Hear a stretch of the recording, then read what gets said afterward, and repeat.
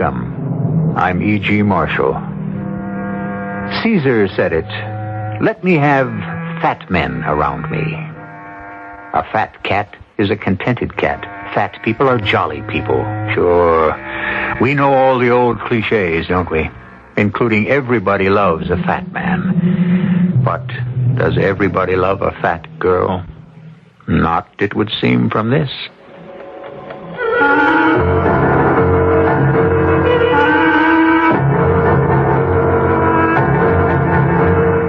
Our mystery drama, Happy Death Day, was written especially for the Mystery Theater by Ian Martin and stars Marion Seldes.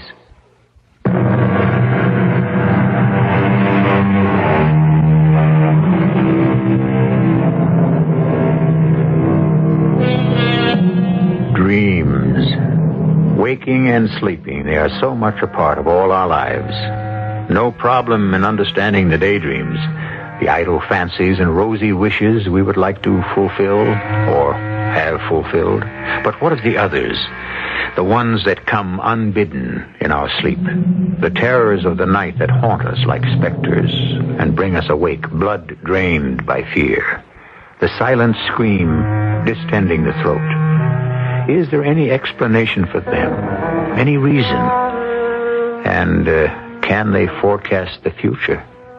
Even a person's death. No. Oh, no, please. I can't stand this killing me. Marge, honey, what is it? Paul, is that you? Well, of course. Who else? And in our own bed. Hold me. I'm terrified. It's so dark. Now, wait a minute. Now, that takes care of being in the dark. Now, come here. Come closer. There. Now, how's that? Honey, what is it? You're shaking all over. I'm scared out of my life. Another dream. No, Paul. This wasn't just another dream. This was a horrible, special dream. Paul, I'm going to die. Well, who isn't? What are you talking about? Die? I dreamt it. I know it. Dreams don't mean anything. Just one bit. Well, how? Because it told me when I'm going to die. Well, then maybe you better tell me about it. Only two things about the dream. What you'd say, factual, I guess. I mean, they were totally clear, unmistakable. What, Marge? That it was just before midnight, and that it was my 28th birthday. Well, it doesn't seem so frightening. I didn't talk about the third thing, which I hope isn't real. At midnight was the exact moment that I died. Died? Yes. Oh, Paul. Honey, do I have to talk about it? I think I'd like to... To forget it. Yeah, but what I'd really like? You just name it.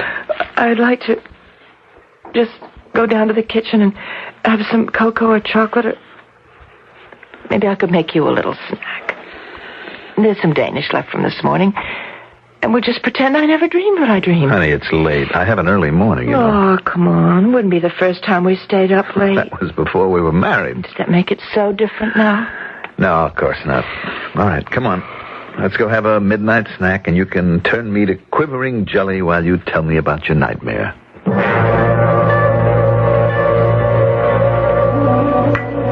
You sure you wouldn't like a little mocha cream cake? No, thanks, dear. Well, all you had was coffee. Which I'm out of my mind to be having at 1 o'clock in the morning. Ah, then why did you have it? I just wanted to keep you company. Marge? Mm-hmm? You're not going to eat any more cake or stuff, hmm? Why not? You think it isn't good for me? No, I didn't say that. I just meant...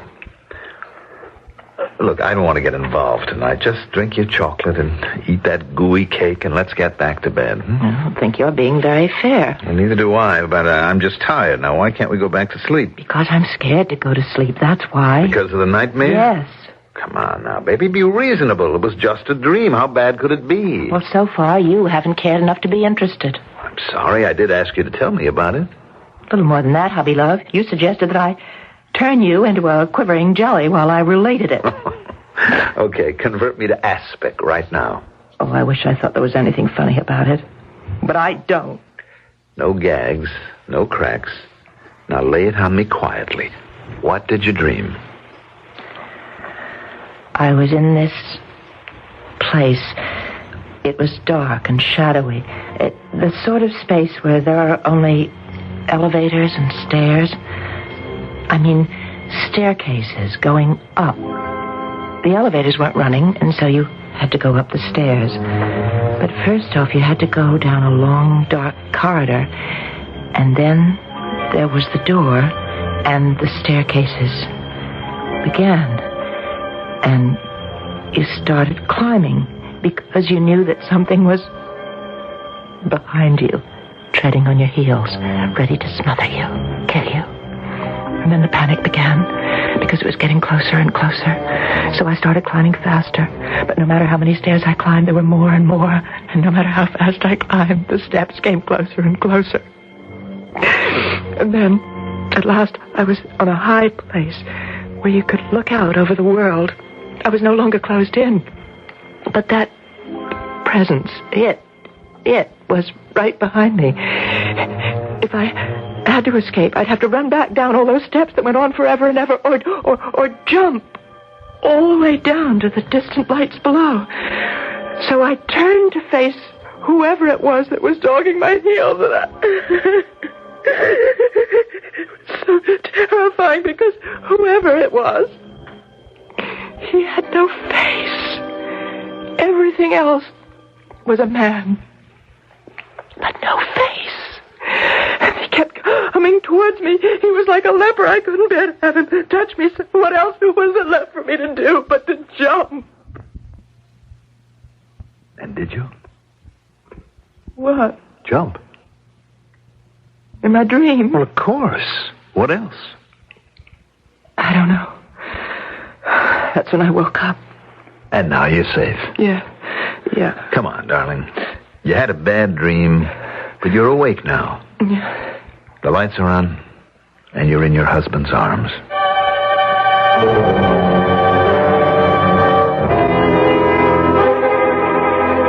Val, I don't know how much longer I can stand it. Poor Paul. I know my sister is a trial. A trial? She gorges herself on cake and candy. She's blown up like a balloon. And now all this dream nonsense. I have to hold her and croon over her like some lovesick mother with her first baby. Makes me gag. Well, how do you think it makes me feel? The two of you in bed? Well, she is my wife. Only as long as I keep quiet about us. All right, you don't have to remind me. Paul, our relationship may be very close, but it isn't exactly founded on trust. I'm not trying to double-cross you. Well, you better not. Save it for my dear half-sister, who'd better not be your wife any longer than a month from today. Valerie, have a heart. Let me hang a little loose. No. The moment the money is legally hers, I want you to deliver on your promise. I haven't figured out a way yet. Well, you better. For 28 years, I have hated that soft, blue-eyed, fat little phony. She smarmed around my father, all lovey-dovey, she and her mother, while I got the Cinderella treatment, even though I was the first. Just because my father hated my mother and never forgave her for divorcing him, I had to take the blame. And Marge and that harpy who gave my father his favorite child made sure I never had a chance. All right, Val. We've been over all of that before. Well, I just have this feeling, lover, that we need to keep going over it. Now, why are you suddenly ducking the issue? Valerie, this attempt to control dreams is a new world for me. Well, according to you, it was simple. The game of dreams. Wasn't that your phrase? That under hypnosis it was possible to suggest what a person might dream? I believe it is.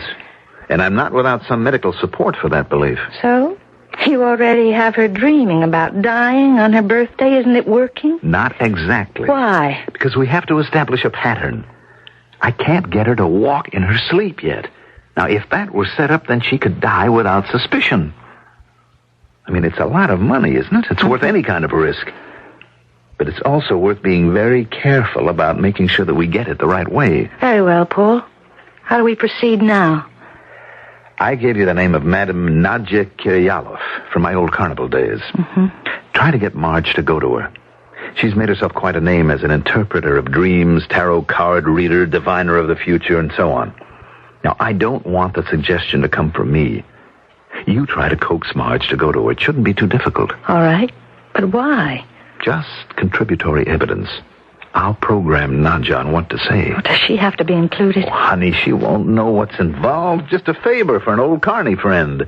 She'll play it just the way I ask. She owes me a few favors. Oh, just bet she does, and vice versa. Not what you think, Tiger. Nadja's at least 80. And if she turned out to be 102, it wouldn't surprise me. Now, will you just steer Marge her way?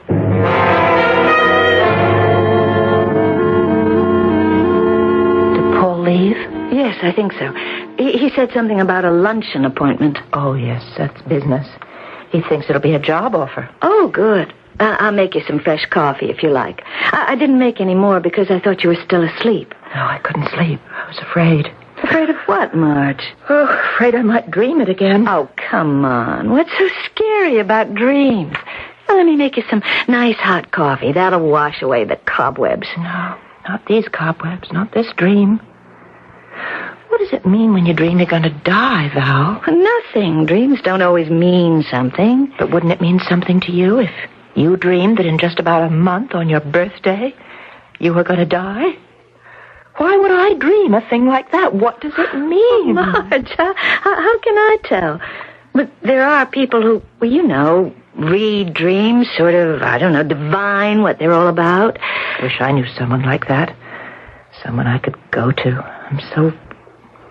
Val, there's a box of chocolates on the table. Hand them to me, will you? Oh, sure. But shouldn't you... I know.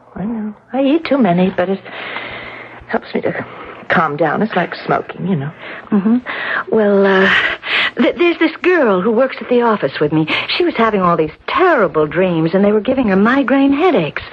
And then somehow she found out about a Madame Kiryalov. Mm-hmm. Well, she's kind of a seer-like. And she can read dreams and explain them so you understand and you don't have to be afraid of them. Where is she? Where can I get to see her? Well, I could find out from my friend. Oh, wait a minute. I think she gave me a card. I'll go look for it. You think she could tell me I wasn't going to die? Oh, she might. But supposing she told me that my dream was going to come true. Oh, well, she'd never do a thing like that, even if it was? Oh, well, just the same, I think I'd like to go and find out.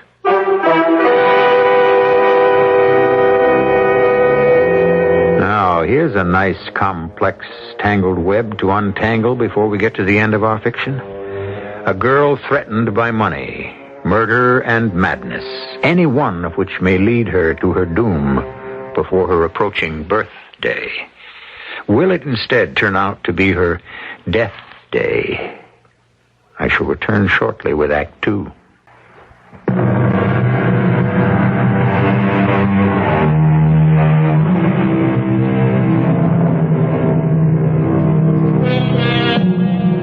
Somebody, sooner or later, is always saying something familiar, and usually more than once.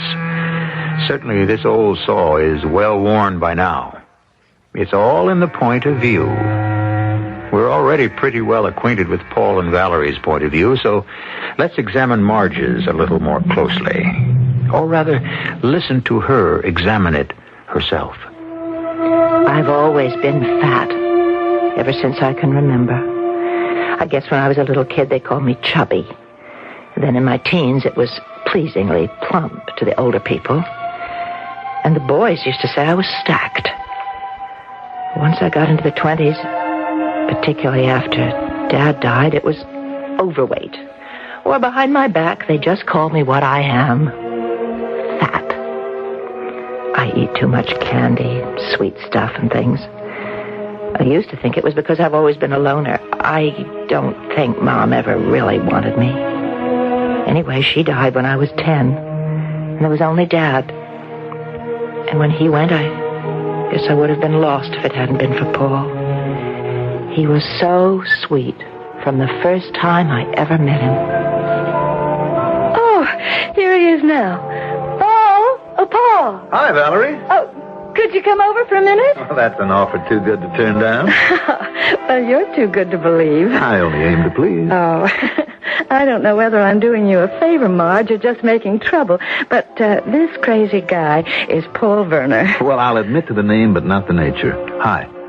Hi, Mr. Werner. Paul, this is my little sister. I've told you so much about Marge. Well, not so little. Oh, Val and I we're half sisters. That's why we don't look anything alike. Oh, there's Dick Patterson. Oh, Dick. Oh, say, would you excuse me, kids, but I've got to ask him about the dart tournament next month. Do you mind? No, not at all. Well, I don't want to leave you alone, Marge. She won't be alone. Not if she can stand my company. I couldn't believe it was happening. Just like in a movie or a storybook, he walked right into my life, like that. You look lovely. You're putting me on, Paul. Why would I do that? Oh, the other night when we met, you made a crack. Listen, I don't blame you, but I wasn't so little, remember? Yes? So? Well, I meant that you were very much a woman. What else did you think? I thought you meant I was, overweight. Marge, you can't believe that I would make a remark as awkward as that. Sorry, I don't know why I brought it up. Well, neither do I. But as long as you have, let's get one thing straight. I don't like skinny women. Oh. I love a figure that flaunts what it is. It says, I'm a woman, and I'm proud of it.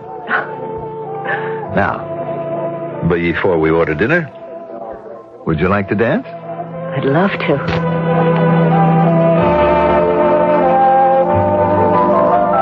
In his arms, I forgot my weight. I was floating. He was a marvelous dancer, and his body, lean and strong against mine as he held me close, put thoughts in my mind I was less ashamed of than thrilled by. You're marvelously light on your feet. I used to dance with my father. I always thought he was the best dancer in the world. Till now. You must be a professional. No. But I do love to dance. What do you do? Oh, that's a good question. I suppose I was spoiled being left so much money, but I traveled a good deal. I became, what shall I say, jack of all trades. But I decided to become at least master of one, so I'm a promoter. What do you promote? Well, that really would be a bore. It all has to do with money. Investing, managing, finding the right tax shelters, protection of capital growth plans, you know. But that isn't anything to talk about on a romantic evening. I don't want to bore you. I want to charm you. You don't bore me. In a little over a year, I'll have quite a bit of money of my own. Maybe you could help me with some kind of investment plan. Look, I couldn't care less about that. I have other plans for us in which you might share. Or will, I hope. Now, let me hold you close and let's dance.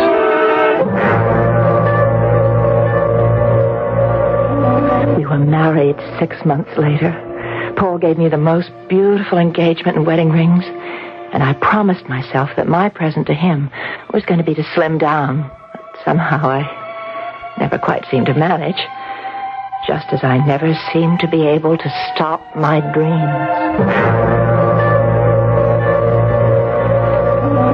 Tell me what you dream. Well, Madame Kirillov, sometimes I dream I'm in a room with this snake, and I'm afraid of him, and I run all about the room, but the walls are smooth, no doors or windows.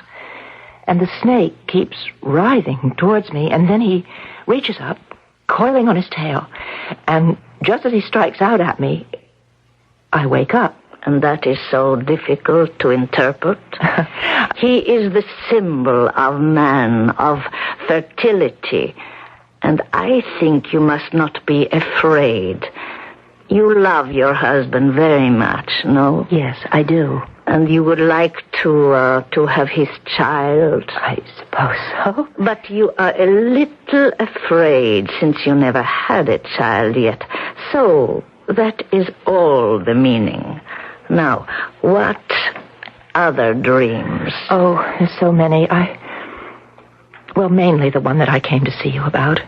If you can get rid of my fear about that one as easily as the others, I guess I wouldn't feel so insecure. Tell me.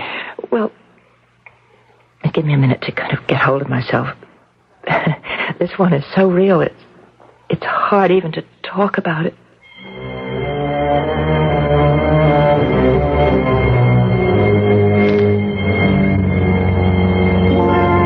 And everything else is a man, but not a face.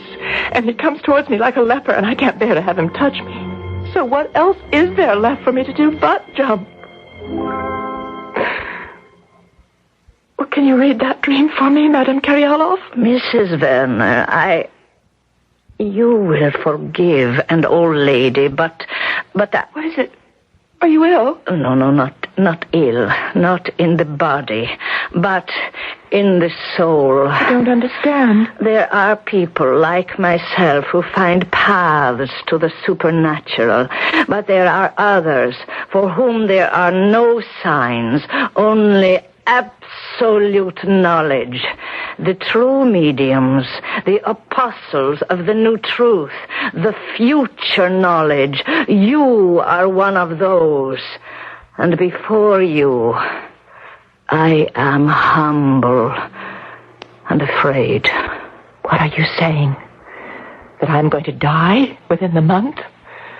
My dream is foretelling me that? I have this splitting headache, Paul. Let me massage your neck the way I used to. Now, what's wrong, darling? It's the dream, Paul. I'm scared. I know I'm going to die. Just because of a dream? How many people dream the exact date and the exact age that they're going to die? I don't know.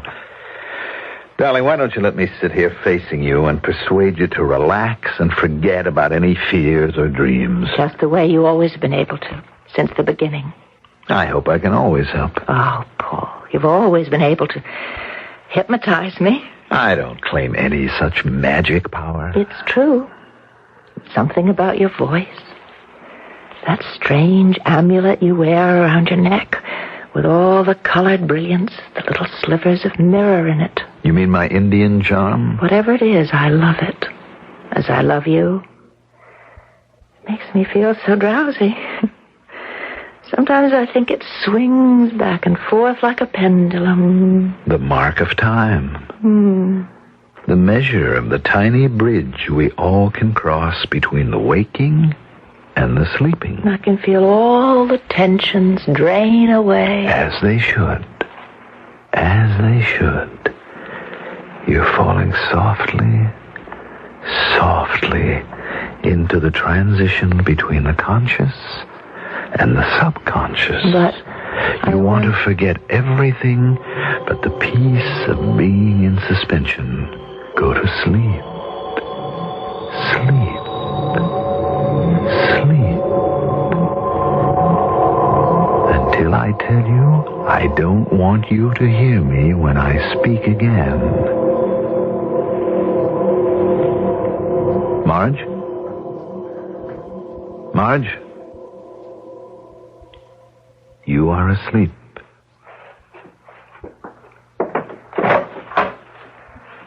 All right, Val, come in. I don't want to wake her. You can't.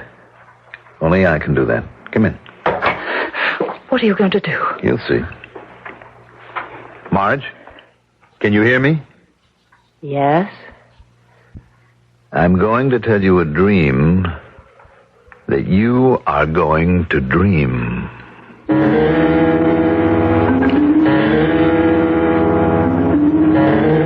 But you will not stop to look at the man or whoever is following you, right?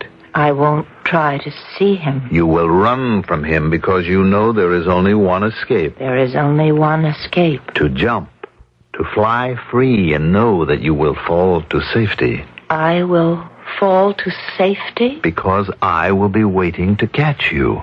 There is no danger. You will be safe. You must try it tonight. Tonight, Paul? It's too soon. Val, it's only the first of a few times. We need to set it up so that it might happen.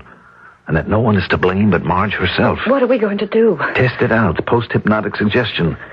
I'm going to tell her that at 11:45 she's to get out of bed. Walk out the door and climb the stairs to the roof of the apartment house, thinking all the way of the dream, remembering it, making it come alive. Can you do that? I can try. She's very susceptible to any hypnotic suggestion. But suppose it works. I mean, suppose she gets up there and she does jump. It's too soon. I mean, she doesn't inherit if she... Don't worry. Once she moves out of bed, I'll have the doorman and the elevator man and the superintendent notified so fast there'll be no chance of anything happening, except establishing an alibi for the night when it really happens. Paul, will it really work? Is it that easy? You plant the idea in her mind and she'll just jump? Wouldn't it be delightful if that's all there was to it? Of course not. You can plant any sort of an idea in the subject's head, and within reason they'll follow instructions, as long as it is not against their own nature or desire. Well, then what's the point of all this? Look, neither of us want to be arrested for murder, do we? Now, together, the night it happens, we can establish an alibi. But it will only hold up if Marge's suicide is not unexpected, if it seems logical and natural. Because in order to make sure she goes off that roof and her inheritance comes to me as her husband, I'll have to be there to make sure that she doesn't hold back. Now leave me alone. Before I bring her out of the trance, I want to induce her to dream her dream again.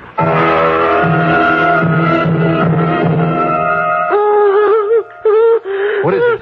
What is it, darling? Dream.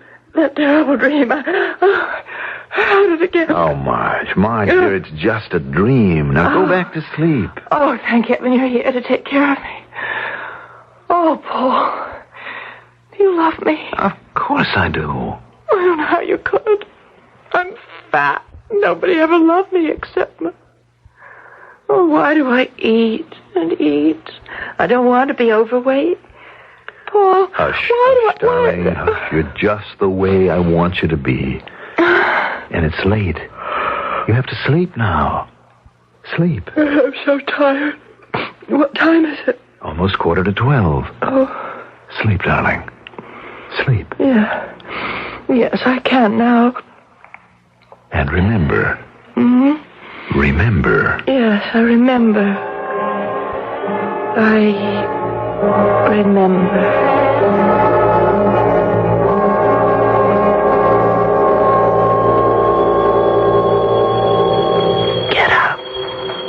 I must get up and put on my robe. I have to go to the roof. The roof. Oh, mustn't wake anyone. No, not the elevator. The stairs.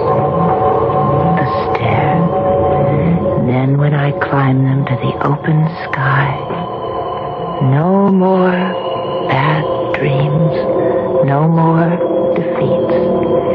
It's a whole new world waiting for me. All I have to do is step off and fly.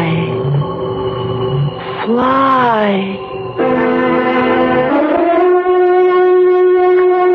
The best laid schemes of mice and men gang after gley, said Mr. Robert Burns. In this case, for mice, you could read rat.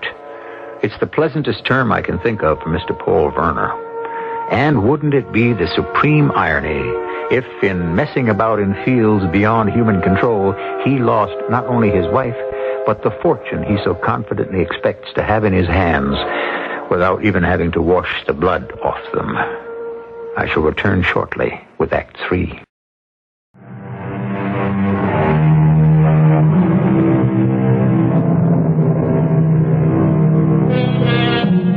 Murder, for all it is the most unforgivable of crimes, is seldom planned. Most murders are committed in the heat of ungovernable rage, by accident, in the heat of some passion. Murder in the second degree. But first-degree murder, the coldly contemplated ending of another person's life, is more complex. And the closer the final moment comes, the more exact and infallible the plans must prove to be. Yeah, Superintendent speaking. This is Mr. Werner, apartment 11A. My wife is sleepwalking again.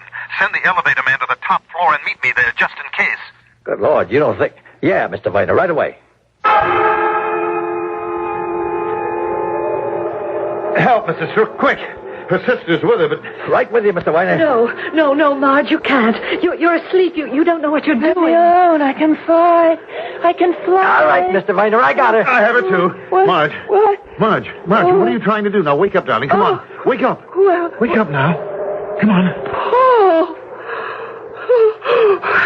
Where am I? What am I doing here? All right, Marge, you were walking right. in your sleep again. This happened before, Mr. Weiner? Oh, just once or twice. There's nothing to worry about. She's never gotten this far before. Real dangerous with someone like... I mean, fire laws. We have to have the doors able to be opened from inside to the room. Yes, I know. It won't happen again. We'll make sure of that. Just get us an elevator to bring her back down to the apartment. I didn't dream again that night because I never went to sleep. I was afraid to. I knew I needed help. Someone beyond even my darling Paul or my sister.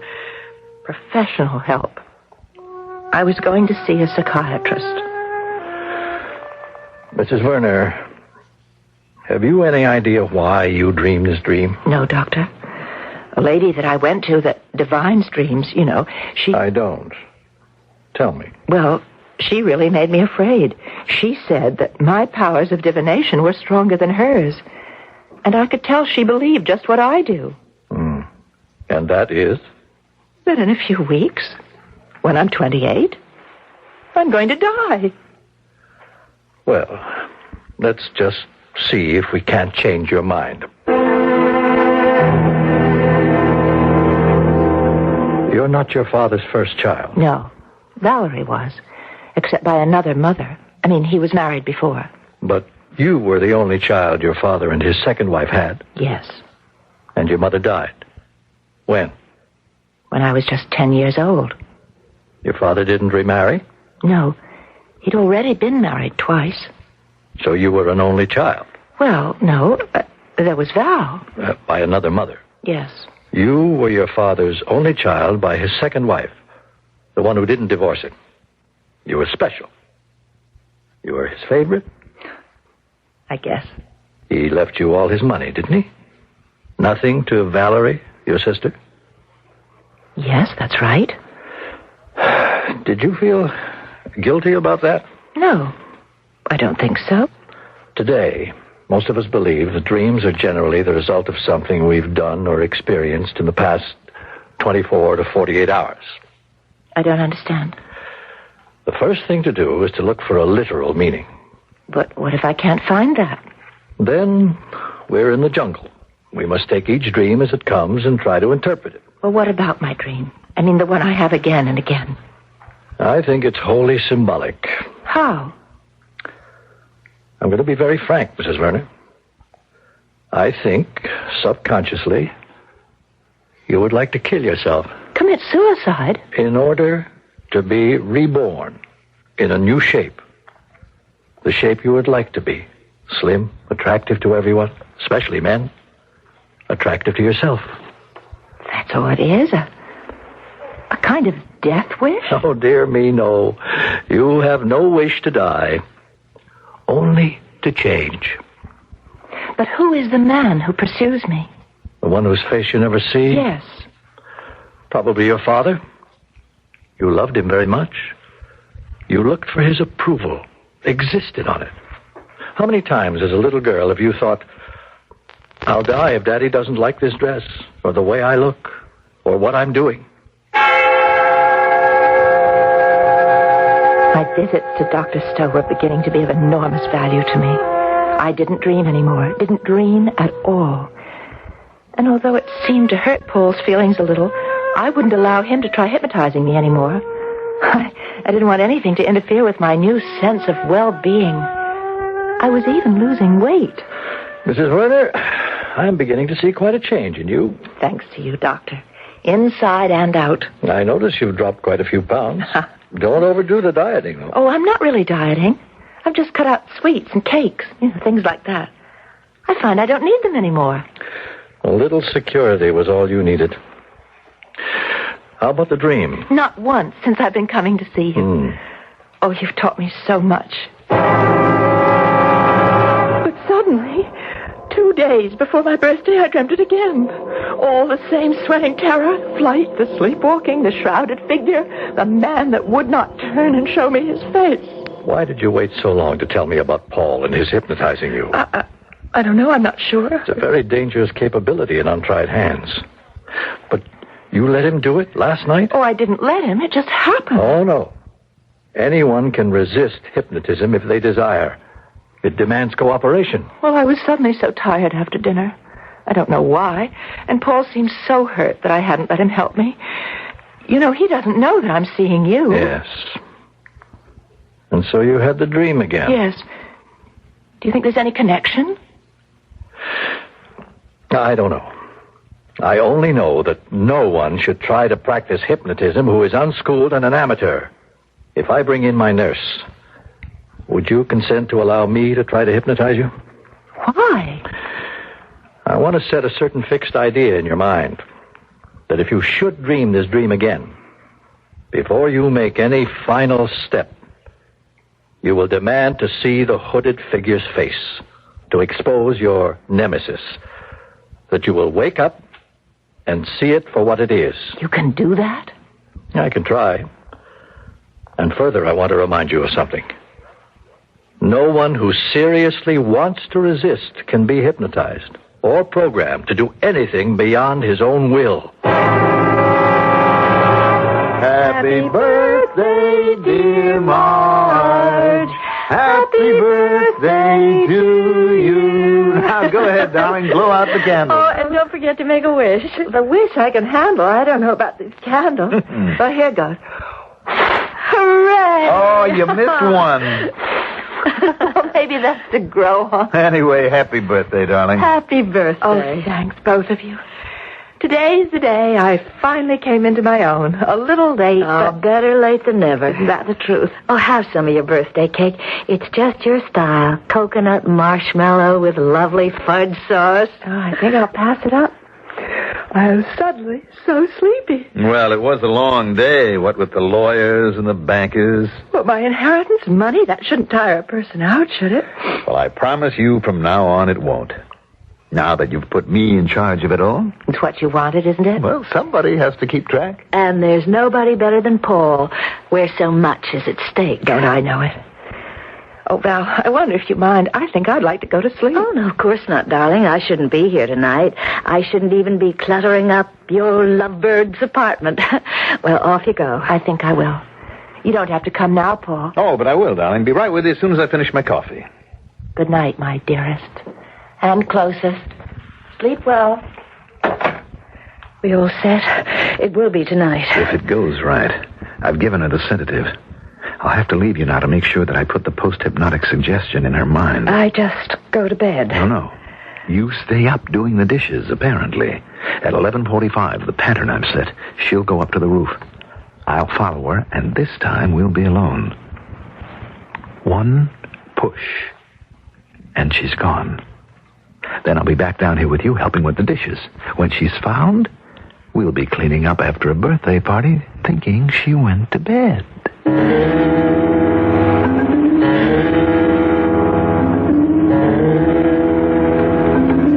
Get up.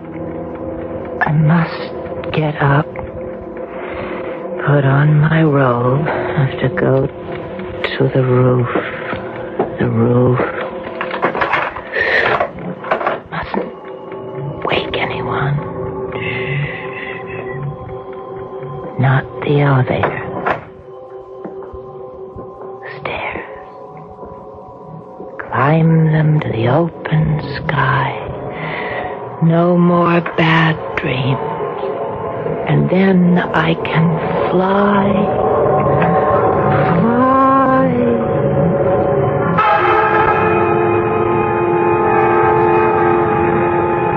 All right, Marge.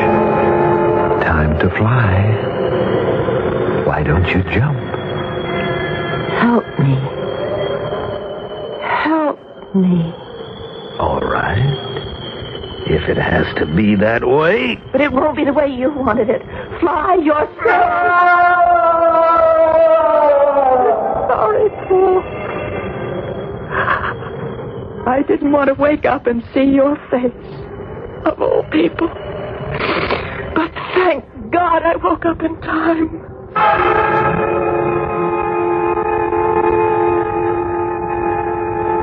Doctor, did you really know about Paul? Only a suspicion, albeit an educated one. Were you asleep or awake when it happened? I don't know. I only know I forgot about flying and remembered what you asked me to do. Because it was in your own interest. Yes. I turned, and I saw the face of death. The man who should have wanted to wish me happy birthday, but thought only of it as happy death day.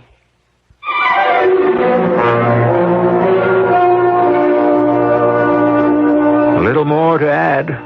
The story is told. Mr. Shakespeare said, "We are such stuff as dreams are made on, and our little life is rounded with a sleep." Not quite Marge's experience. All she needed was to wake up to life, and apparently that she has done. I'll be back shortly.